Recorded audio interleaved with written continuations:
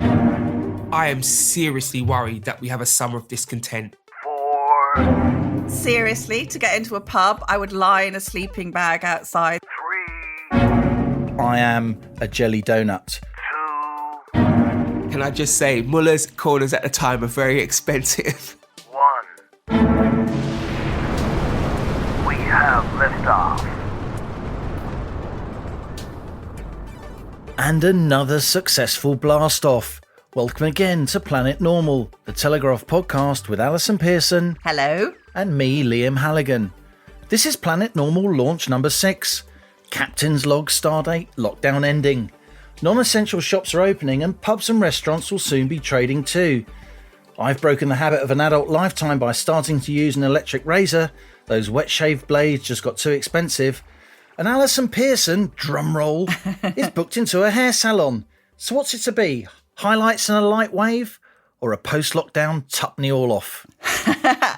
Anything. I'm going to be outside the door as they're unlocking. I'm going to fall in and tumble into the arms of my French hairdresser. I don't think I'll be allowed to give him a hug because, you know, he's going to be wearing the full port and down mask, visor, rubber gloves. But it's going to be so great to... You're going to be like one of those nutters queuing for Wimbledon tickets in a hike tent on the pavement, right? I would, seriously, to get into a pub, I would lie in a sleeping bag outside. That's how far we've gone. This week, actually, you know, I've splashed out, went mad. You bought your razor. I bought a lead for the puppy because he chewed through it. But more seriously, I've decided I want to really start buying British now because, you know, we all know we're in a big hole. And one of the most interesting things, Liam, is it's really hard to find stuff that isn't made in China. Even things you can't possibly imagine, like Tesco's pine nuts. Everything's made in China. I think somebody could develop an app which would kind of give you an electric shock every time you tried to buy something that was made in China. What do you think? Good idea. God, I mean, what would the Foreign Office say, darling? So the lockdown's ending. This coming weekend is Super Saturday. The pubs will be open. You'll be there. I'll be there. We can come back to that. But in your Telegraph column this week, Alison, you highlight poor old Leicester, the East Midlands city, the first to be put on the naughty step. Yeah, I mean, poor old Leicester, there they all are, getting ready for the weekend. Everybody's got their COVID protection stuff, and suddenly it's Matt Hancock. You've been very bad. You're going to be locked down. And I think this is completely wrong. I really feel they say, oh, there's this dramatic surge in cases. I mean, what we're talking about, Liam, is going up from a very tiny number to a very small number. That's the fact. And with my cynical hat on, I can't help thinking, is this the government making an example of one city as we're coming up to July the 4th, which is basically saying, you know, don't have too much of a good time. And when we had Jeremy Hunt, the former health secretary, he called it a necessary puncturing of the elation building up to July the 4th. I mean, have you ever heard of any more finger-wagging... Charisma bypass. Victorian paterfamilias? You shall go to bed without supper, you naughty children. He said it by the fireplace as he was toying with his watch chain. Well, you know, all the poor folk in Blaby. I mean, I spent my teens just outside Leicester. I was a Saturday girl in Littlewoods in Leicester. And there's all the poor chaps and girls in Blaby dreaming of a blow dry and a pint on Saturday. And, well, you can forget that, me duck, as they say locally. I mean, if there was ever evidence, an email or something that the government was sort of, as you say, making an example of a particular city just as the lockdown starts to ease big time in order to keep everybody's mind focused on not going too mad, I mean, it would be incredibly controversial. I mean, on the other side of the coin, you could say, it's just a fact, Leicester has a big Asian community. A lot of Asian Brits are more susceptible. We know that. They might be more susceptible to diabetes and other conditions that make you then in turn, unfortunately, more susceptible to COVID. So there may be reasons why Leicester does have a higher R value and is more susceptible to an outbreak anyway, no? Yes, but the prevalence of the virus in the city is 0.135% compared to 0.9% nationally. Yeah. And as long as the NHS is coping, the number of cases, we've become fixated on the number of cases. Many of the people they've recorded this last week were people who were asymptomatic. So if you've got 900 cases, as long as they're not very, very sick and putting pressure on the hospitals, it doesn't matter. Let's just take France as an example of a sensible system. What they had was a traffic light system for their département, their regions. I love it when you do that. Sorry, I know. Well, obligatoire. Ah, yes. I can do département. Sorry, you were saying. I was saying that in France, they didn't go on the number of cases. They didn't panic at the number of cases. They looked at the death rate in a particular region, and they looked at, is the intensive care under stress? Yes. Okay, we're going up to amber light, or we're going up to red light. Now, looking forward, Liam, what on earth is going to happen? We had a shopkeeper on the news in Leicester. She was crying. She'd spent money on PPE, on Perspex. She says, I've got the hand sanitizer ready to go. People are losing their livelihoods by the hour. The hour. Big time. So we'll see what happens in Leicester. Another big story this week, of course, Boris Johnson unveiling his new Project Speed. No, that's not a reference to his undergraduate days and his extracurricular activities. It's a reference to building a lot more infrastructure, levelling up the UK, and in particular, building more houses. Do you think it's going to happen? Well, I thought it was a good speech. I thought Boris is a lot happier pointing to the sunlit uplands than he is, talking about taking our freedoms away. So it was a good performance from him. What I thought was it was strange to choose this moment to announce the school building programme, at a time when 85% of British children can't go to school. Yeah, get them back to school first. That's what I thought, get them back to school. We've also got this extraordinary threat that they won't even have the full curriculum in September. So most parents I know are tearing their hair out. And I just thought with the speech, I thought, being able to change a retail building into domestic accommodation is not really high on the list of the things we're most worried about, Liam, is it? No, I agree. I mean, I recently wrote a book on the housing industry, as you know. I mean, I was quite underwhelmed by this speech, I must say. I know from my own investigations and consultations, the government is seriously considering reforming the way we do planning in this country. I think there's some merit in that. Many people listening may disagree. There'll be lots of concerns out there about the green belt and so on. But if you really want to build more houses, what you have to do is you have to inject competition into the house building industry. Our top 10 house builders now build about 70% of their homes. They sit on the planning permissions when they get them. There are 1 million planning permissions outstanding. The small guys, the small builders who used to build the majority of our houses, who now build 10, 15% of them, they find it really hard to get a look in. And so the big guys are able to build slowly. Contrived scarcity is what I call it, in order to keep prices high, lots of unaffordability, and allowing developers to convert shoddy office buildings into rabbit hutch flats, is not going to help. I mean, some local authorities in Croydon have actually banned that from happening because the developers have been doing such a ghastly job under these so-called permitted development rights. Looking at the economics that was in the speech, Boris was obviously inviting comparisons with Franklin Roosevelt's New Deal, wasn't he? Now, I don't know a huge amount about the New Deal. I knew that Roosevelt pumped enormous amounts of money into the American economy and built the Hoover Dam and so on. This didn't sound on anything like that scale to me.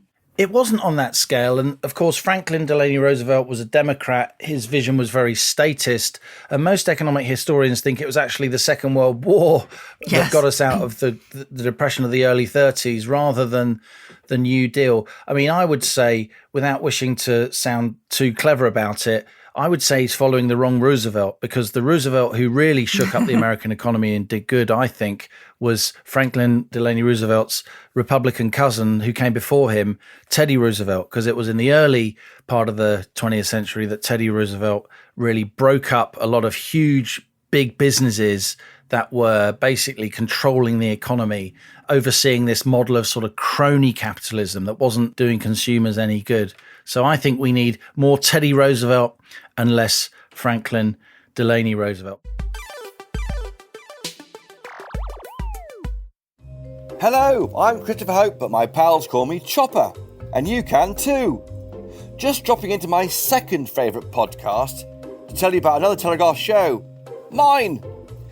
As the Telegraph's chief political correspondent, I spend my days holding politicians to account and asking them about the things that affect you.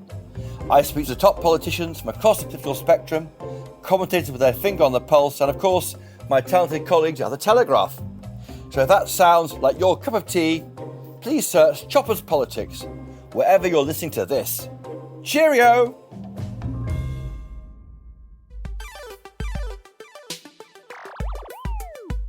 We also need to hear from your incredible Planet Normal guest this week. Somebody who, in my view, really embodies Planet Normal. Yes, I was really pleased when Shaun Bailey said he'd come on and talk to us.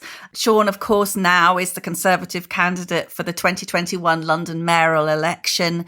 But his background is, as you say, pure Planet Normal. He was a youth worker for 20 years. He's been a member of the London Assembly more recently. I first came across Shaun's name back in 2005. I read this amazing pamphlet he'd written for the Centre for Policy Studies, which was called No Man's Land, How Britain's Inner City Young Are Being Failed. And it was astonishing, Liam, because instead of the sort of usual patronising, rose-tinted Guardian comment page claptrap... Like guff is the technical term. Guff. Yes, guff. Well, here was this 34-year-old black guy. And I always remember the essay began, I am Shaun Bailey. I come from a black working class environment. I was born and brought up by my single mother on the North Kensington estates. Where I live, the peer pressure to offend surrounds you. Crime is everywhere. There is a teenage drugs epidemic, little mobility out of the area. But I am one of the lucky ones that I escaped my destiny. I put down to three things: being part of a close-knit family, having a determined mother, and being enrolled with the Army Cadet Force when I was 12 years old. This separated me from my peer group. One of my mum's proudest boasts was that I never brought the police to her house. Wow. Now, Liam, in the interview, Shaun was at home in the conservatory and he was in the middle of homeschooling. So you'll probably hear a couple of the son and daughter, 10 and 12 years old, running around in the background. But I think that just gives you an idea of his home life. And I put it to Shaun that his mum would probably be pretty pleased. Not only had he not brought the police to her house, but he might actually end up being the London Police Commissioner. I'm still my mum's boy. I'm still, are you wearing a clean shirt? I'm still, what did you say on the news? What did you mean by that? I think she'd be proud. I used to be special advisor to the Prime Minister. And I remember when David Cameron offered me the job, I said, I need to think about it, whatever. And I called my mum and I said to my mum, pack your bag, sister, we're going to number 10. my mum was bursting with joy then. So let's see if I can do it for her again. So we're speaking, Shaun, at a very volatile time. Lockdown is easing. London streets have been full of illegal parties and protests. Most disturbingly, during the recent Black Lives Matter protests, we saw police officers running away from jeering demonstrators, which was a very worrying sight for a lot of people. What's gone wrong with the policing in our capital? I think there's two things. This has been a long time coming. That's the first thing I'd say. I could take you all the way back to the first riots we had, and we wrung our hands a lot about what we asked the police or not to do. And I think the second thing is they've been shown no leadership. Ultimately, the police, rightly so, are fearful of being tried in the press, tried on the evening news. And in order to take a strong stance, they need proper political cover. And that means leadership from City Hall. We all know that Sadiq Khan is the police commissioner for London, and he's flopped and he's flipped, but he's never come out and backed the police. And now you're seeing them having to worry, second guess every move they make because he just won't give them clear direction. And this goes back to last summer when we had Extinction Rebellion. He invited them out onto the street because he believes they're his political friends. The point I'm trying to make here is he chose a side. And when it came to Black Lives Matter, he also chose a side.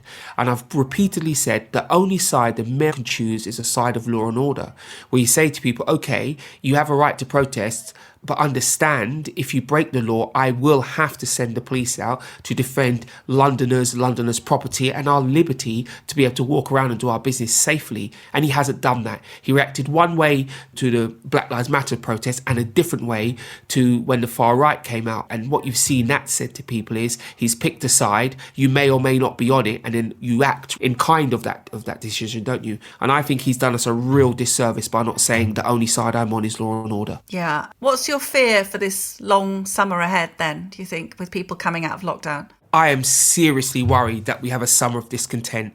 Lockdown, of course, is a unique circumstance, but a disruptive summer is not. But if you add to that the fuel that the mayor has now said, we're going to have a review of statues and road names, and all that will do is drive wedges between communities. He's demonstrated he's not prepared to back the police to take a strong stance when needed. So, of course, you'll see people come out and do as they please. The thing about public order, public safety, a lot of it is about the messages you send. And pictures of closed police stations, police units in retreat, mean that you embolden criminals. You saw it with Extinction Rebellion. You've seen the Black Lives Matter protests go the wrong way in some cases as well. He needs to take a stance and stop tiptoeing around the issue. It was Sadiq Khan who had the statue of Winston Churchill boarded up and, racist was graffitied on it. I know a lot of West Indians of your grandfather's generation were actually called Winston, weren't they, in honour of Churchill. I mean, how did you feel about that statue being boarded up? What's extraordinary is West Indians often have very English names, Shaun Bailey, Winston, Errol, those kind of things, William. And that's because of our ongoing and long-term relationship with the country. So Winston Churchill, again, you're talking to a black Londoner whose granddad fought in World War II for Britain. So you're talking about someone who's proud of their British links, etc. And so I've always carried that badge quite openly and quite proudly. I think what Sadiq Khan has done, he has made it politically worrying for people to say which characters from history they support, which is wrong. And that's why you saw the boarding up of the Winston Churchill statue become a big deal. Now, any other mayor would have been able to board it up just so it didn't get graffitied on. When he boarded it up, it became symbolic of him trying to rewrite history. It became symbolic of him only supporting one half of the argument and picking a fight with the other half of the argument in order to make himself look good. And I think that's a problem, because make no mistake, if we are to move forward from this as a society, we have to do it together. You're going to have complicated conversations with people who don't share your views. This is not the way to go about it. That is why I'm adamant, when I'm mayor, I will be removing this ridiculous commission that we have to look at the statues and the names across London. Whitewashing history doesn't help black children. In fact, it just means we increase the chances of committing the same mistakes again and again and again. Our history is not perfect, but no history of any country is perfect. What we should do is look at those statues and say to young people, this is what that person said, the world's move on, let's come together and see how we make sure this doesn't happen again. Rewriting history, I think, is a ridiculous thing. And I think Sadiq Khan has taken a big risk there, putting himself in as judge and jury around British history. I just feel like it has a big potential to backfire. Yeah, I mean, obviously the terrible killing of George Floyd by a police officer in Minneapolis has unleashed a lot of pent-up anger and frustration about racism. Lots of young people, like my own kids, they feel the injustice very keenly. They've been out marching. Do you worry that a furious identity politics could end up damaging the anti-racism efforts, or do you see some positives coming out of that? I see both. So there's no doubt that when you have protests that become riots, when you have a mayor that says he's going to single-handedly rewrite British history, what you do, you damage the cause. When you have Black Lives Matter's website, which talks about defunding the police, which talks about changing the economic system, you move away from what most black families are after. I, as a black family, what I'm after is the same treatment as everybody else, the same possibilities as everybody else. And I realise there's a complicated, sometimes difficult conversation to be had. I'm prepared to have that conversation. What you see here, I worry, is that it becomes a conversation where we punish people, where our goal is to make everybody who's not black feel like they're racist, which is clearly ridiculous and won't get us anywhere. That's what I worry about. If there's any positive, this is a historic moment. This is a moment where the Black Lives Matter protests can be used to drive real change. And I always make the point, this is not a black issue. This is a challenge about what it is to be British.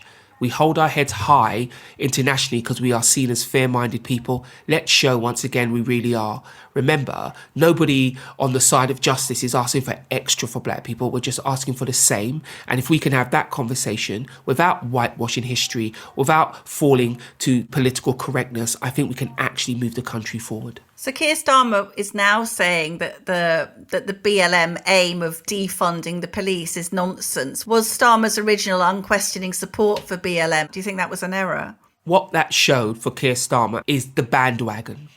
The Labour Party is well known for having lots of young support, and therefore I know we'll bandwagon ourselves to this, and we'll keep our young support jamboree going. We'll be able to say to the black community, only we're interested in your future, which is clearly wrong. If they'd taken one moment to investigate a little bit of what Black Lives Matter as an organisation, as opposed to a movement, was after they'd have known they couldn't support them. They're talking about defunding the police. That's ridiculous. I had a conversation today with a young black man who said, yeah, why don't we do that? And I said, who are the biggest victims of crime in London? That's us. Without any police force, we're doomed. What are you talking about? He's like, oh my gosh, I hadn't thought of it that way. Yeah. But Keir Starmer should have done. He should have thought of it that way. We rely on our opposition to think things through carefully. So I think it's a shame that they jumped on a bandwagon before they actually got to the bottom of what black communities want and need. But there were plenty, weren't there, of young British people, black and white. I mean, I found it, obviously it was disturbing, but there were some moving aspects to it. Did you, as a black man, did you feel there are people in this society who care about racism? I mean, did you feel that was quite touching in a way? I think it goes beyond touching. It was real. So I saw people who are a million miles away from the black community think, you know what?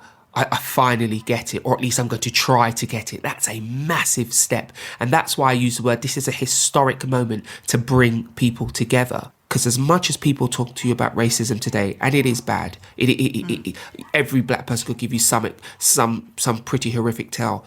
It is significantly better than it has been. And why that is an important point to make, because if we don't believe that we can improve, why bother? Yeah. It's important that we look at the fact that we have improved.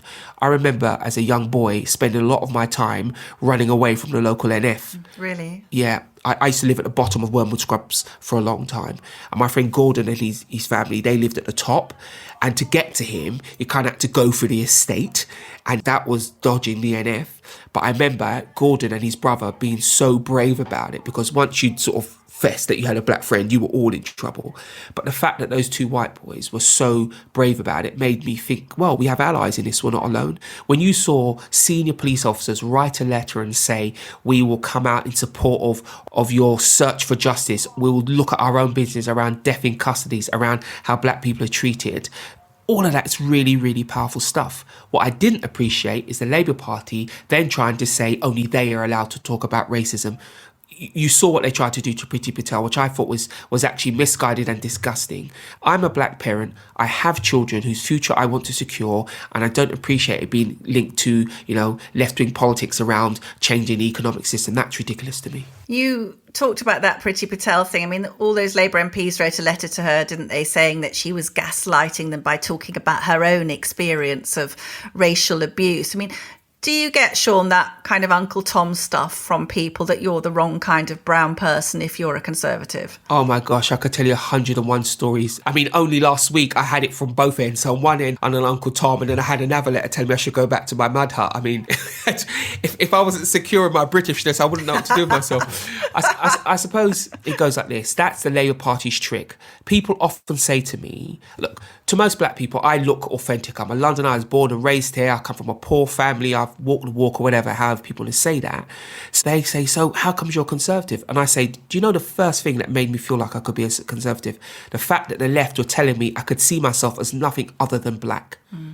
The fact that the left were telling me that if I do that, I'm not one of them. Well, straight away, if someone's trying to control me, I've got an issue with that. Black people should be able to vote any way they like. But the point is, if you're a young black person, they've made it a real leap of bravery to come out against their politics. And that's a deliberate tactic. And that's what makes me so angry. This was a few years ago now. I bumped into a Rasta man on a bus that has a big, you see him around the area, and he'd always talk about black history and that kind of stuff. And you see him all the time. And he said to me, I can't believe you've joined the Tory party. What are you doing?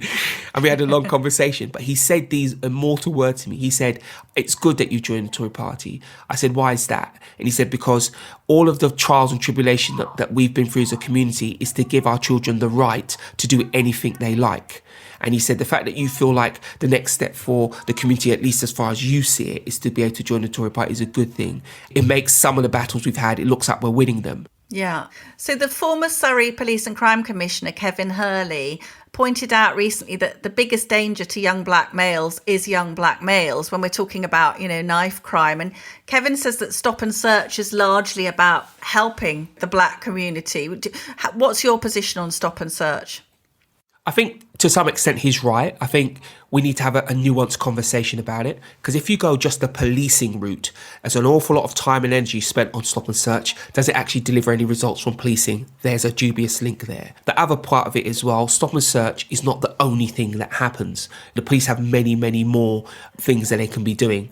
But we do have to have stop and search. So what I've pledged to do when I become mayor is have a thing called scan and search. So it's a non-invasive way of checking people for weapons and the like. It means that we can do it at much greater numbers with a lower level of hassle. But also as well, the police have to interact with communities. That's why I want a record amount of police, so we can go back to a patrolling model. But the idea that stop and search can disappear is ridiculous. We're going to have to use it. And his statement that black boys are more under pressure by black boys is an uncomfortable truth that we'll have to confront. And that again is why I think Sadiq Khan has been so utterly useless. He will not confront the real facts of what's going on in the street. So of course we've had 2 years of record levels of homicide in London because he will not confront the truth. It's an uncomfortable truth, but we won't solve it unless we confront it. Can you be honest with me? How easy would it have been for the young Shaun Bailey to end up in jail? I mean, wow. If you look at the young people I worked with who all came from where I came from initially, or the people I grew up with, super easy. I think in some ways it's easier to ask how many of us didn't get involved criminally as opposed to how many of us did. It was easy to do. There was a lot of criminal temptation around us. And of course, when you're in that environment, it's cool. It's not only easy, you get money, it's cool. You're well known, you know people, you're respected. So there's lots of draw in the crime. I think the challenge for young black and white poor kids in general is developing a resilience to what's going on around you that you shouldn't be involved in, and then a confidence to pursue the opportunities that the country and your local environment can provide. And that's a challenge, be you black or white, if you're poor. If you're black, of course, it has some extra dimensions, I'd probably argue. But the point is, it is very easy to slip into something that you shouldn't be involved in. I credit my avoidance of crime, my mum, Army cadets, all of those things, because they gave me a resilience and a can-do attitude. Because if you don't have that, wow, you are really fighting an uphill battle. Yeah.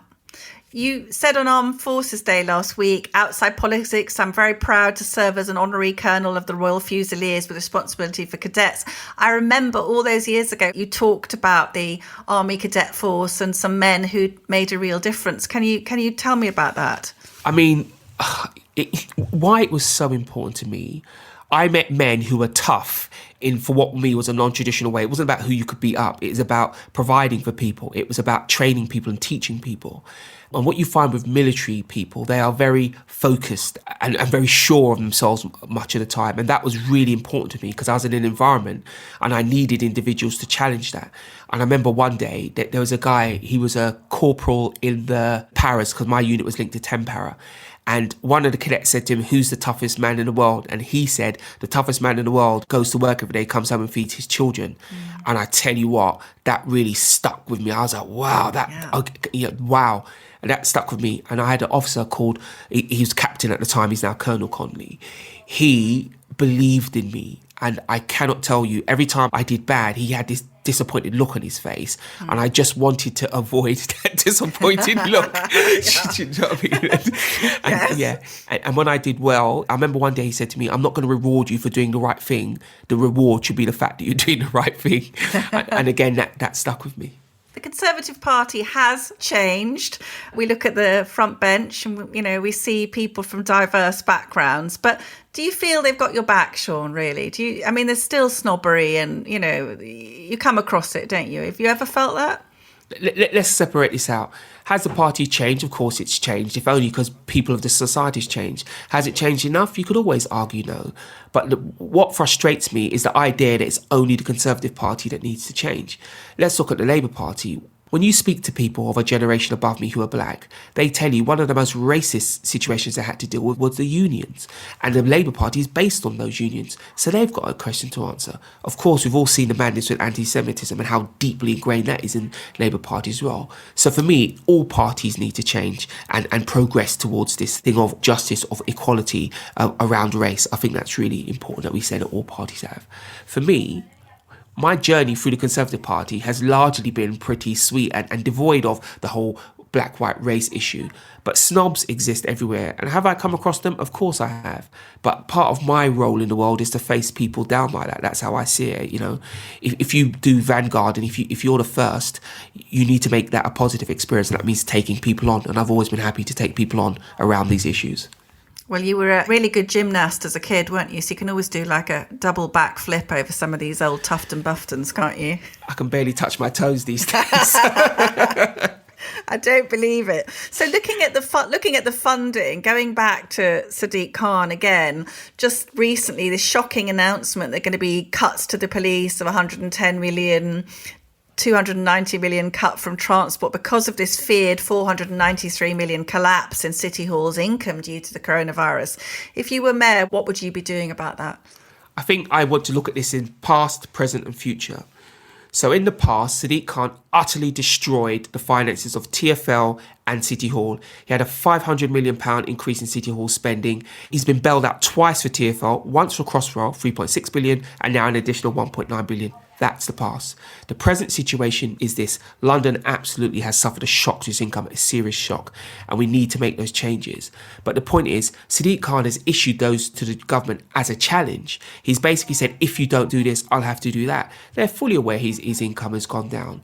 And to do it in this way, I think he's playing politics and he's trying to cover up his past of very, very poor financial management. And the future part of this is this. We need a mayor that can bargain with Whitehall. We need a mayor that can get things out of them, that can strike a deal. If you have a mayor that the government can't trust, how is he going to get the best deal for us? It's utterly ridiculous. And someone tried to say to me the other day, so that's just the Tories playing politics. I said, no, it ain't. Let me demonstrate this to you. Sadiq Khan whined and whined and whined to be let into Cobra meetings. So Boris Johnson relented and let him in. What's the first thing Sadiq Khan did? He came out to the press and divulged secret information that could have caused a panic. The information was that schools would potentially close. It could have caused a panic. This is the level of misbehaviour that the government have to deal with. So why would they give him money? On top of that, the last time they bailed him out, he told him off. They gave him £3.6 billion for TfL. He told him off, forgetting that it's entirely his fault that they needed the money in the first place. We need a mayor that can bargain properly with the government to make sure that London prospers in the future. So we've had Boris talking about building. London had this huge amount of money to build affordable homes. I think it was 4.82 billion to build over 90,000 affordable homes. Have we got any of those? No, this is about financial management. When you speak to people who are outside politics, you're talking millions and billions, of course it has no context to them. So I'll put it to you like this. Sadiq Khan had the cheek to ask for more money for social housing. Robert Jenrick turned around to him and said, but you haven't even spent half of what we've already given you, which, by the way, was a record amount of money, £4.82 billion. The point is this, you've got to run London properly so we can maximise outcomes, particularly for the poorest Londoners. And the mayor has not taken responsibility for that. He spent his whole time pointing fingers at other people and not getting anything done. Now, you're married to Ellie, a teacher, and you've got 2 children. I know you said you were sitting in your conservatory surrounded by homeschooling rubbish. Yeah. You said something really striking. You said that having mixed race children had given Ellie a better idea of how racism affects your life and people react to skin colour all the time. And you said this thing that really shocked me. You said that people assume that Ellie's a single mother because she has mixed race children. What does that mean? I mean, that's judgment, isn't it? I've just spoken to a group of young people and one of them said, why do all people stereotype black people? And I said, they don't, but, a significant number of do to make it a problem. And that story reminds me of that, isn't it? That's how we are viewed. And there's a responsibility for the black community to change that. And there's also a personal responsibility for people to give you a chance. And my wife's particular journey is, my wife hasn't got a racist bone in her body. Never even crossed her mind. But my wife was shocked. All of a sudden she's got black children and now she's got a different orientation to racism and she could see it more clearly because she's feeling it through her children. And it's my wife who constantly reminds me, you must remind people it's not just good enough to not be racist, but people got to actively work against it. And I think my wife's experience has brought that home to me again. It did make me laugh that you said when you had your first date with her, the car broke down and you couldn't go home because it was your auntie's house. So you treated Ellie to a Müller Corner. So from that from that dizzying romantic height, I'm quite surprised she's agreed to be Mrs. Bailey. Well done, Shaun. Can I just say, Müller's Corners at the time are very expensive. Okay. Oh, okay. And we sat in the car and I played her my best mixtape at the time, and she seemed to really appreciate that. Well, you must have done something right. I'm going to finally, Planet Normal is going to give you a magic wand to wave for your children and for all the other children in London. What would improve things for kids from your background? What's the thing you'd give them? Great public safety, decent place to live, high levels of education, loving family. Oh, Shaun, it's an absolute pleasure to talk to you, and you I as wish well. you very, very well. Thank you so much. Thank you very much. Wow. Well, I found that really moving, Alison. Lovely guy. I've met Shaun Bailey over the years. He's now almost 50, isn't he? I've always thought he was a plausible candidate for London Mayor, but I really think that was a breakthrough moment, that interview. I'd certainly say he's now a strong candidate. Very, very impressive. I was very impressed, and I think there was some, unpleasant talk about the Tories dropping him as the candidate and wheeling in Sajid Javid, and I think what he proved there was his grasp of the challenges. I think he makes a very, very powerful point about Sadiq Khan. He chose a side, and that's a disaster for law and order. And Shaun points that out, and how powerful to say he's worried about a summer of discontent, Liam. The bit that really struck home with me were his stories of interracial, strong childhood friendships and loyal bonds. I mean, I experienced that. I grew up very close to Shaun Bailey, just down the road, in fact. A lot of racism around, not just towards black and Asians, but also towards my community, if you like, the London Irish community. And I must say, when I've gone on panels, sometimes on television, and talked about this kind of stuff, stressing that there's now far, far less racism than there was. Britain is one of the most tolerant societies in the world. You wouldn't know it from listening to the TV news lately. I've often had groups of other ethnic minorities chide me for saying that there's been improvement. But as Shaun Bailey said, and I thought was absolutely right, of course we've got to point out the improvement, quotes, because if you don't believe we can improve, why bother? I thought that was an absolute slam dunk moment. Of course we have to say that there are problems. Of course we have to say that there is racism still in the UK. But we also have to say, to bring confidence and engender further improvement, that we're not doing too badly most of the time. No, and also, as he said, how dare they say you can't be a black person and vote Conservative? There's that absolute knee-jerk tendency, isn't there, on the left, that you're a sellout. Well, actually, no. The Conservatives have picked him to be the candidate for London Mayor. That says something to all the Shauns out there, doesn't it? I mean, something he also said, Liam, which was very strong, I think, was that he just doesn't agree with this sort of inquiry into statues. He wants to live in the present and the future, not go around tearing down Britain's history. And something we've seen in the last week, we've had Justin Welby, the Archbishop of Canterbury, not just saying that the West needed to question whether Christ was a white man in Christian imagery, which is fair enough. But he went on to say that the statues in Canterbury Cathedral would be under review on the back of the Black Lives Matter campaign. And this really exercises me, Liam, is because I think Archbishop Welby, Christianity is supposed to be the opposite of the cancel culture, which we see attacking tolerance, wisdom, forgiveness, whatever a person said or done, there's always forgiveness and love. And as far as I'm concerned, Archbishop Welby should not be going after statues in Canterbury. He should take a moral lead and say ostracizing and hounding people because they don't agree with you is wrong. Absolutely right. And daubing Dickens was a racist. I mean, Charles Dickens, a journalist turned novelist who arguably did more to bring about social reform in the UK practically than any other writer of the 19th century. Completely mad. Yes. You are now seeing a retreat. We've talked about this in previous Planet Normals, but you've now got, as you said to Shaun Bailey, Keir Starmer retreating from the Black Lives Matter movement, which has a point on many things, but in many cases is also very, very divisive, as Shaun Bailey said. You've also got the Premier League now saying that the footballing community don't see Black Lives Matter as a political movement. I mean, anyone knew this weeks ago. Just read their website. These people want to, quote, defund the police. Yes. Want to, dismantle capitalism. This is not going to do anyone any good.